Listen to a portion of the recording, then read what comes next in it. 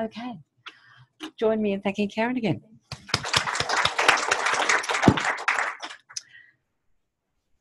Okay, moving on to our next presentation.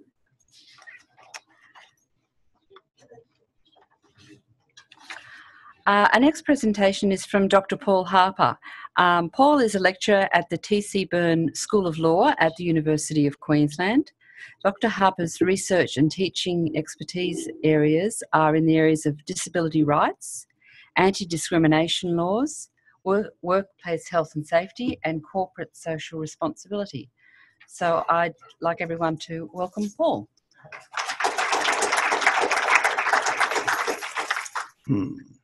Okay, so where's this microphone? Cool. Is this okay for the, I actually don't see them. Bit to the left? Alrighty. How are we on for microphone now? Yeah. Where is it? Awesome. Hello. So, am I okay? Microphone working? Cool. Okay, so today I'm talking about accessibility. When I'm talking about accessibility, I'm talking about disability accessibility. I'm not sure if you've got a visual if you're on the web, but I'm totally blind and I've got a guide dog sort of standing around looking bemused at my feet. I've just got back from the States. I was in the States for a week, United States, and my dog's learned a few interesting lessons. Apparently, leaving with but my baby's been out of hospital for about 6 weeks. So, and my wife, he didn't really get to work very much. Okay, so I can't read standard books. Totally blind. Hit by a train when I was 14. I see black. So, how do I read a book? Well, when I started my education, mind the pun, the library was a closed book to me. I came to the library very little. Now, this library here, I was at I did my undergraduate here from 1998 to 2003, double degree, law and business. What did the library offer a totally blind person back then? To be honest, very little. Databases were still pretty rudimentary. My computer skills were likewise rudimentary. So there might have been more availability, but ebooks weren't really there. One of the tactics I used to do is make sure I got an interlibrary loan, because if I could get a book chapter on an interlibrary loan, then the library would scan the book for me, that chapter. So that was really helpful. The equity department would scan books. And but it was really hard to get copies of books from publishers. And I published a paper on this research in about 2010. They got QT Library supported the research, and they was looking at how long it took to get students with print disabilities get access to their required readings, not the recommended readings or the research.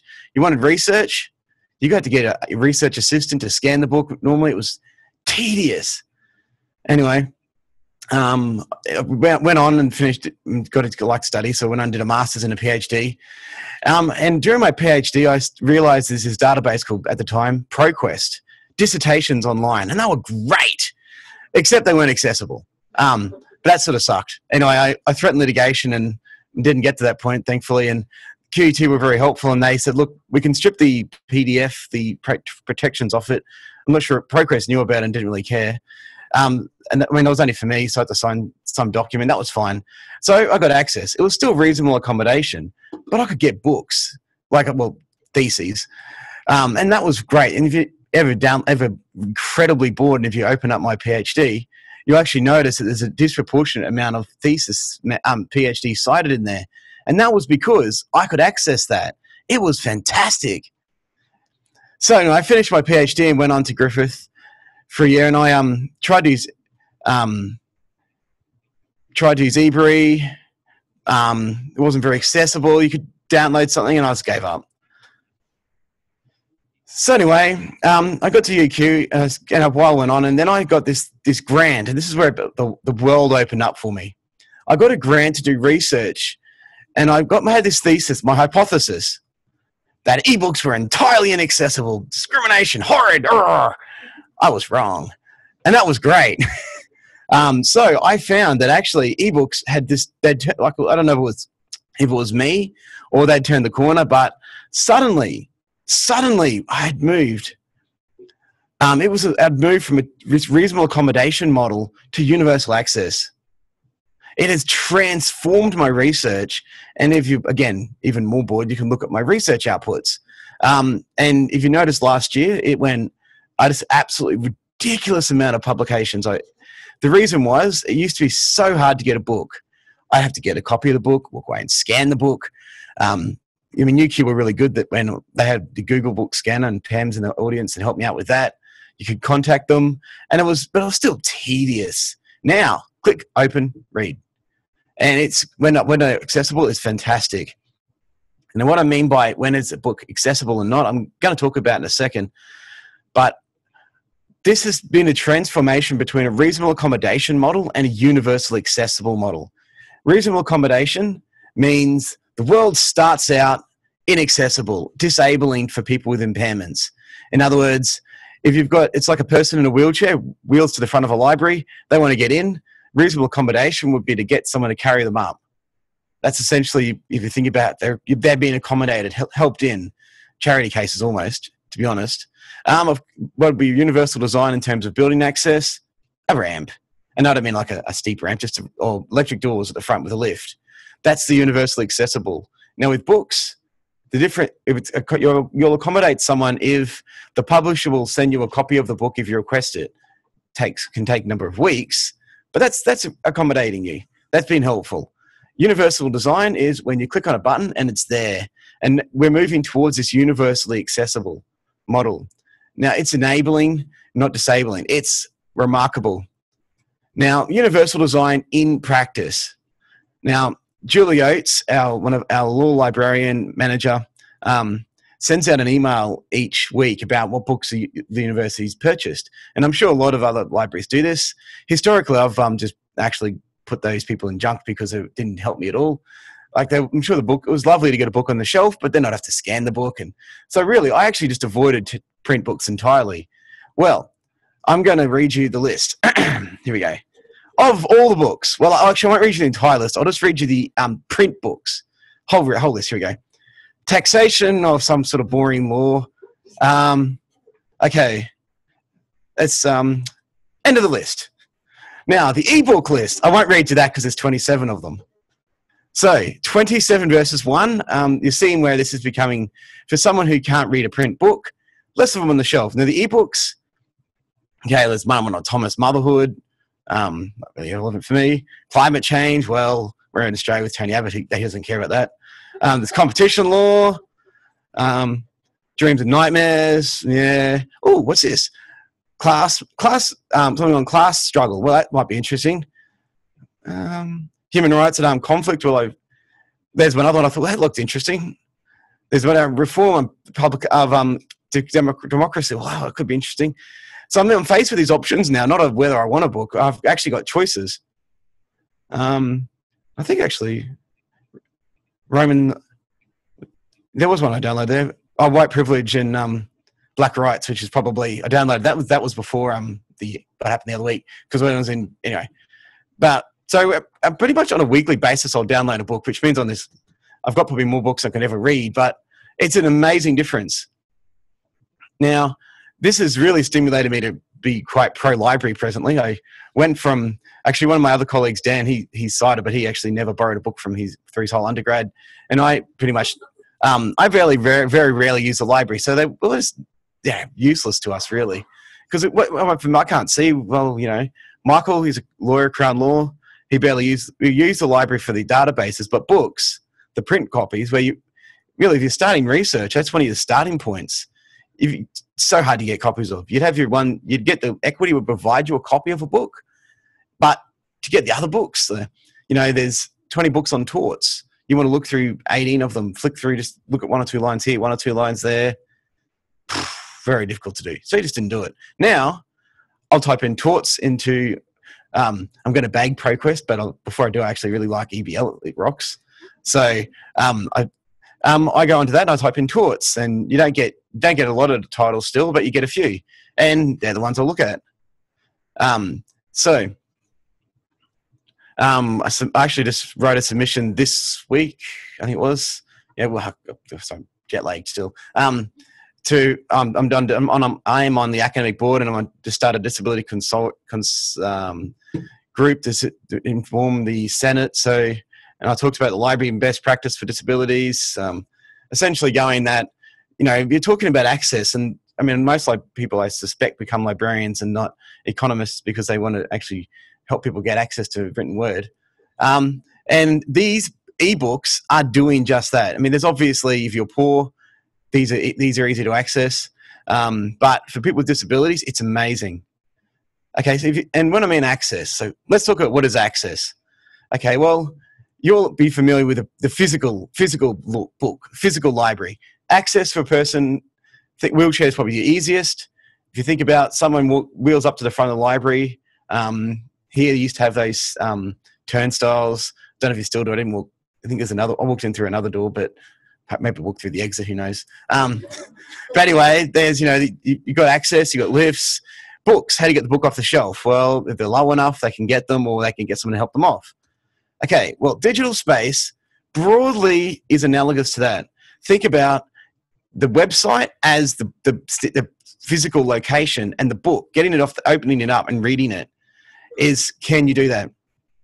Now, just, I did a study, but before I do that, if you have ebook platforms, if you're a publisher, one thing it's with students is you have to have page numbers, because every citation style out there needs page numbers. So if I get a student assignment and I'm a lecturer and it says in Fisher and Urey, Getting to Yes, Harvard University Press, edition 10,000, a very popular book, and they don't put a page number on it, I'll just go, well, citation error. You didn't cite it properly. And if I'm looking at a journal article, I'll say, well, they didn't put a page number down. So you need to make sure the page numbers of the electronic copy or digital copy, match up with the paper copy. Even if the paper copy doesn't even exist these days. If there is a paper copy, make sure, if you can make it line up, or at least say where it lines up, it helps. Okay, so some study I mentioned earlier. Access, so all I was trying to look at is how accessible were these libraries, ebook libraries. So first I met with some helpful people at UQ Library and got a list of the main humanities and law databases, ebook databases. So it's included ACL, Brill, Cambridge Online, eBury, ebook library, which is obviously Procrest and so is eBury, EBSCOhost, Elder Online, OUP, Oxford, Palgrave, Sage, Springer, and Wiley. Now, first I was looking at how accessible are the databases to get to the book. Now, as I mentioned, I'm not an IT genius. I'm a lawyer and I'm an academic, neither of which really qualify me to know what I'm doing with ebooks. So I'm a user. So instead of making a fool of myself, I hired someone who was an expert and was an IT person who was blind and was expert in a bunch of screen readers and was paid by different universities around Brisbane to help people with access. So there's a bunch of different data website tools to check just your website accessibility.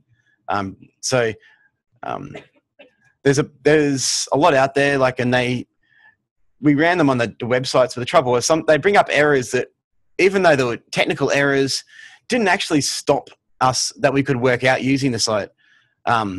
So one of the websites we found had 43 errors, but when we worked around it with someone cited, making sure we weren't missing things, those errors didn't actually stop us doing what we needed to do. They were like a graphic up in the front corner looking pretty, didn't actually help. It wasn't essential. So we sort of, didn't worry about them too much. So what we did, we drew an analogous to a human in a physical library. What you wanted to be able to do is search a catalog and pick up a book. So basically, we looked at the ability to open the book on your browser and your computer. Now, some didn't enable you to download it to your PC, which was, you walk offline, which was a bit of annoyance, because if you're reading a book on the bus and you've got to have a data connection open, that costs money. It's difficult, it's slow. So, and realistically, it's probably been recorded, but most people I know that if that's the case, they'll just go, forget it. They won't try and use it legally, and they'll just go into one of the pirate sites or Robin Hood sites, depends your perspective, and download it. If you're after property, you know, a specific textbook for a specific course, that can be hard. If I'm after Dan Brown, or I'm after a very Fleming's on torts, which is well known, you won't have too much trouble. I can talk about it. The amount of them, it dumbfounded me. Some of them have millions of books, literally. There's one in Russia. The Samizdat, the Russians, when the internet came up in the early 1990s, communism fell over. These people that had previously been publishing books in resistance to state suppression, and so copyright, which is all Western profit making, didn't really care much. They didn't really care. The government didn't care, and these books libraries are over there. Anyway, but fortunately, there's a lot of lawful ones which we try to prefer to use. So when I looked at when the book, so we've got the book, we've got it in our hands or on that screen. So when would it be accept? What were the main things we're looking for? Well, wet locks, for example. If you have a little image, which is important, such as, actually I won't say the websites that did it, because I didn't publish that, because by the time we published it, probably out of date anyway, hopefully. But you had a lock, for example, a visual lock, a little, you know, image of a lock. And if it was locked, it meant you couldn't download the book. Of course, if you're going with a screen reader, which just goes, talks over with a hard to understand voice, it just reads the title. Doesn't read the color, didn't read the lock. So I'm going, what's going on? Wouldn't open. Didn't know. So we just said we just assumed that, you know, we had to go ask someone. Well, that was stupid. They could just put because you don't actually have to have the text visible. You can have exactly the same. If it's a font, the screen reader will read fonts that are invisible. So if it's a certain background, you can have the text written over in the same color, and it will read that text as if it's visual. So there's other ways to do it, and IT people know more than I, but it's very simple to do, and it's not very expensive. In fact, to write a script that had every time that one image was used as text when it's associated with it, will probably cost them about 50. I can't imagine it cost them anything. You know, 10 minutes for an IT person. Now, when I'm involved with writing one ebook now, and it's going to have fancier graphics and links, that's creating a lot of other problems. It's not a standard print copy, but trying to make that accessible is really important. And I could talk about anti-discrimination law maybe at the end, but really, it's law. Now, there's a lot of issues around if they're not accessible and they're provided to students for educators. But I'll talk about it in a bit. What I'll talk about now is how we determine whether the ebook itself was accessible. So there's a bunch of consortiums out there, but what we really wanted to do is, I'm an academic. What do students want? So we set up a few focus groups and said, what do you need? What do you need from a book? So the thing was, can the ebook be readable? Can you use a screen reader and read it? Now, how do you test that? Well, non-visual desktop access is free to download. Download that to your computer. If the ebook's not, when you arrow over the ebook, it doesn't read anything, not accessible. It's so simple. They give you the basic if it's totally inaccessible, and if NVDA, non-visual desktop access, can't read it, it's not accessible at all. Okay, so if that was the case, we just give them, that was just totally kicked them out of the park. And there was a lot that had that. Another problem was line spacing with PDF sometimes, and that's someone EBL I've had that trouble with. I know EBL because that's pretty much the only one I use these days, and as well as some other ones which we won't mention. But occasionally line spacing, that can be if it's in a EPUB or PDF. Sometimes the line spacing they don't work properly. And tables and graphics, which is a lot more difficult because that actually takes proactive steps where requires the publisher to try and describe a graphic, which if the graphic is something like a smiling judge holding the scroll, it might be okay. If it's a 5-page table or a medical journal trying to remove a kidney or something, that sort of thing, they're a lot more challenging. And there's a National Instructional Materials database in the USA, and they have a lot of standards on how they do that, because over there it's required for K-12 and higher education books. But it's a lot more challenging those. That's why I focus on humanities and law. So some stats tables, it was difficult, but that wasn't too hard because the search terms I used didn't actually bring up too many graphics. Now, the other thing we looked at, was it possible to navigate the ebook? So contents page. Well, did they have a contents page? Was it hypertext linked?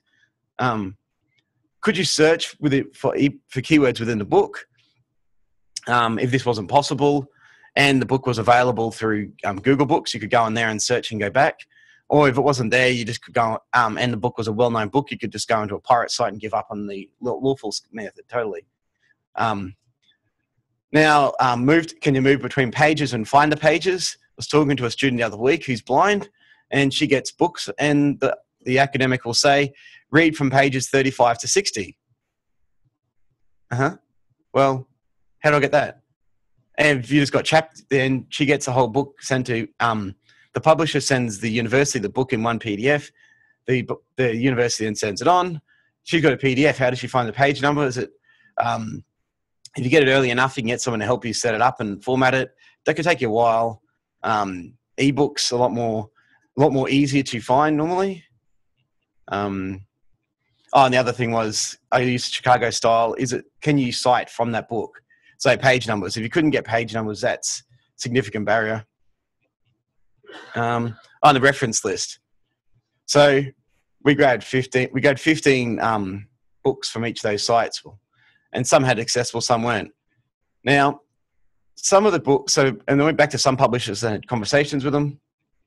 And because ProQuest came out, I've also had some conversations with them, because also, the merging, they got eBury and they have EBL. I don't know where they're at, but eBury I found really pain in the butt, and EBL I love.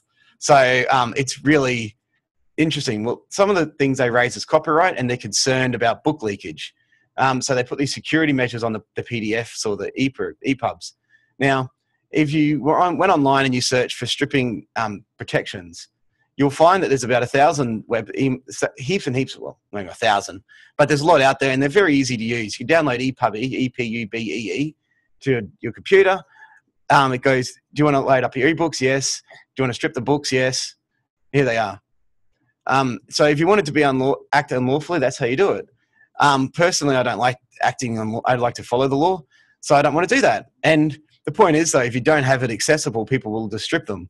And doing some of the research, and the interesting outside the disability areas, one of the reasons people strip protections is because they want to use it on different devices. So if I download a book to my iPhone, I pay for it, and then I want to use it on like a PC, and I can't. What do? I go strip all the protections and put it on my PC. So that's one of the main reasons. Okay, so why didn't I like eBury? Well, so I don't know if it's all the books, but some books I couldn't download the entire book on eBury where I could on EBL. For me, that's really important because I do work at uni, I work on planes, I work everywhere, and I want the whole book just because it's just easier. For me, I just prefer whole books. Possibly it's because I used to have eyesight and I like the concept of a book on my shelf. I don't know. There were less clicks to get to the book on EBL than eBury, and that to me is important because if you have a lot of junk at the top of screens and bottom of screens, and I'm trying to navigate past it, it's a pain. So when I read a book online with eBury, I found I was going page by page, and that was okay. It was a if there's anyone from eBury here, it was a Bridget Hutter book, Risk and Regulation. That was, I can't forget the year of it, but she was an editor, and I read her. It was okay, except there was I think I counted there's about 500 or 600 words of text or characters above each page, and then there was about the same below, and there's about the same on the page. So I was going, every time I clicked the page, I was down, page, up, too far, up, too far, there it is. And what was that last line? Oh, shit, back. Oh, there it is. It was, and the most important issue is, now I was just, and then I actually copied and pasted everything out into a Word file and read it because it was just so tedious. Anyway, that was one of the last times I read a book on there. It was available then. I didn't want to scan it. So that was one of the pains. One of the things eBury had, which I think was possibly might help with security measures, is you can get a special special username if you're vision impaired or print disabled. Now I think that if publishers are concerned about books getting ripped and sent around, that's actually a really good idea because if your customer says they're blind, well, or and if your publisher is an education provider, they already probably got them as a disability, through disability. There's medical proof, and you're not providing unlimited access to reduced security settings to thousands of students. Well, maybe a few thousand actually now these days, but to everyone. So that still has your security protections. Plus, it's easier to get permission from your IP. They'll say our copyright rights holders won't give us permission. Well, I suggest if you go back to your rights holders and say, we want to provide access to students with print disabilities. They could say no, they might, or they might be unsure, but that's something they might say yes to. And particularly if you combine that with some anti-discrimination issues, that you might lose customers as a publisher. They might agree to it because it's the limited access, limited risk. Now, in the US, there's in contracts, universities have to put in with contracts with publishers that when they prescribe books, the publisher will also provide an accessible copy to the National Instructional Materials Centre. And I don't know, there's people saying it doesn't work or it does work. It's mainly for K-12. It's just higher education, which was a few years ago now, that act. I don't know how well that's working, but it's using commercial purchasing power as a means to get at people access. So that's helpful. I mean, you think, well, I'm only a small university. What do I have? What power do I have? Well, if you get a few other universities to say, well, this really isn't good, you should provide access. Then to people with disabilities, then they might look up, they might pay attention. Of course, if you combine that with, you say that we've got a legal obligation to provide access, if you don't provide it, we may stop using you, gets more imperative. And I don't know how much time I've got because I don't know what time I end up starting. Okay, cool. Well, I won't bore you with heaps of law, but one thing I do like about the law. Okay, so anti-discrimination laws. So we've got them here, you got them in the US, sufficiently similar for our purpose. Okay, so effectively, do publishers have duties to customers? To their customers, yes. To the university, yes. But privity of contract is, it's a bit of a maybe. It's a bit of a maybe whether I, as an academic, or I, as a student of a university, are in fact a customer of a, say, ProQuest or Oxford. It's because there's that. I don't have a direct commercial relationship, so there's a bit of a question mark whether I am. If I was going to sue them, I would buy a book and then they resolve that problem. But so it's an easy way around that. But the point is, there's a maybe. But the website being accessible is they have to do, and realistically, most are reasonably accessible. They have occasionally a little barrier. That doesn't mean they'll fix it. There was a large law publisher who had a website, and one of the search boxes had natural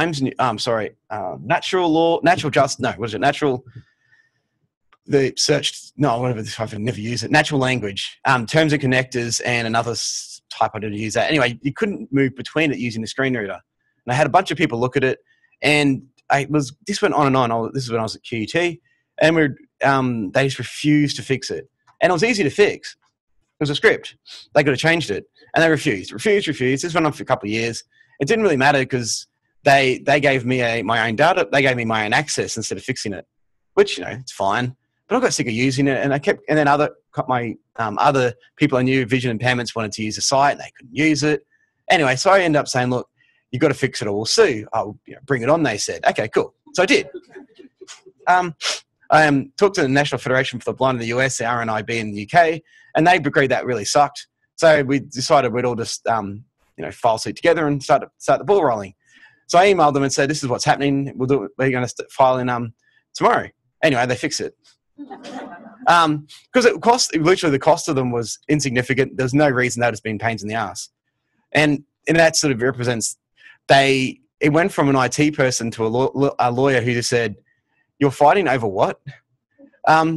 This isn't going to look real good. And it really would have looked bad because, there was Maguire case, so-called Maguire was totally on our side, which was not a very great precedent, but there's a lot more litigation in the US. We'd have to pick the right circuit because they've got this crazy circuit split. There's 12 circuits, and each circuit at the moment is doing weird things, whether you're online and physical presence. Anyway, going about that, it's really bizarre. UK is a bit more accessible. But the point is, it was going to cost them probably just to write to defense would have been probably 10 here. I don't know in the US. But if it all went to court, even just the first mediation would be a couple $100,000 between 3 jurisdictions, especially if we kept bringing enough people along and make it difficult. And it would have cost us very little. So, plus it would have been really, really bad PR. Okay, so ebooks, where does this get us? NFB versus Arizona University, the Kindle, the death of accessibility. Amazon started accessible. They got pressured to make it inaccessible. They went along with it. Now it's not accessible. It could be better because a bit better in education now because Arizona got sued, the university, by National Federation for the Blind in the US. And they I don't know, actually went to court or they settled. But either way, the argument was that you're providing your students the Kindle. It's not accessible. iPhone is. So there's an accessible and an inaccessible option. You choose the inaccessible. That's not accommodating your students with disabilities. And the university, some universities are more willing than others, but they probably didn't really. They settled pretty quickly. They weren't really that interested. Actually, they did settle, didn't they? Anyway, there's been a string of other universities have been. When I googled it the other week, have been just getting sued because everyone's going, no, that's not accessible. That ebook platform's not accessible, and the education providers just turning around to the publisher and saying, well, what do you say? And that puts a lot of pressure on them. You say that one university makes very little difference, but you get a precedent. QT got sued. Say, are they going to really fight for a publisher? If say it was, I don't know, Oxford just was saying earlier, they put in their books for EBL.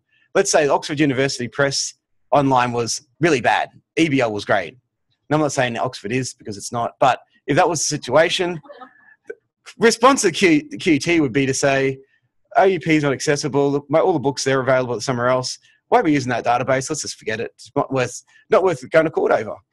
And then the publisher loses out, which of course turns, as Amazon did, they made the Kindles accessible for students. They just said, right, they just changed it around.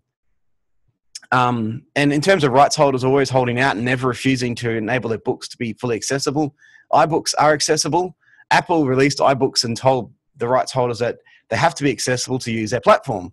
Some publishers were saying, no. Okay, Apple just went, fair enough. How many iPhones are there in the world? So suddenly they're losing quite a lot of money. They went, okay, well, let's change our approach. So there is a lot around commercial, to make it commercial, to make commercial pressure you can bring on them. And I think people are concerned about, as I said, the pirates ripping it off, and I believe they are pirates. If it's made accessible and it's available, it's good that people are held accountable. But if they're not accessible, then there'll be the Robin Hoods out there. But I guess from where I see the world, you may recall Louis Braille, made Braille. Big change. Suddenly you could read a book. Then books and cassette tape were a bit more mobile. You didn't have a little bit better, not a huge leap. Scanners enabled you to read books on computers. The sort of 70s and 80s it really came about. Now this enabled a person who is blind with a lot of effort, either by them or their friends or colleagues or supports, charities, to get a book. Ebooks. There's 27, I think I said 27 or 28 available. I can't help myself. I just download a book. I've got I download more and more run out, and I never get a chance to read them. But it's just amazing. They're now universally, they get so accessible. The numbers of all books available aren't there yet, but this is a massive change for people with print disability. Massive. You guys are at the forefront. It's the difference between the printing press and a bunch of monks walking around in robes, painting with hieroglyphics, which I'm sure is very attractive and all, but in terms of universal access to books, not great. So try and encourage your publishing houses, talk to them and say, this is great. Are they going to be accessible to people with print disabilities? And where are your avenues if they aren't? How can you make it accessible and why not? So it's really, you guys can make a huge difference. And thank you for the opportunity to present today. I'm happy to answer any questions probably after or now, I don't care. So thanks.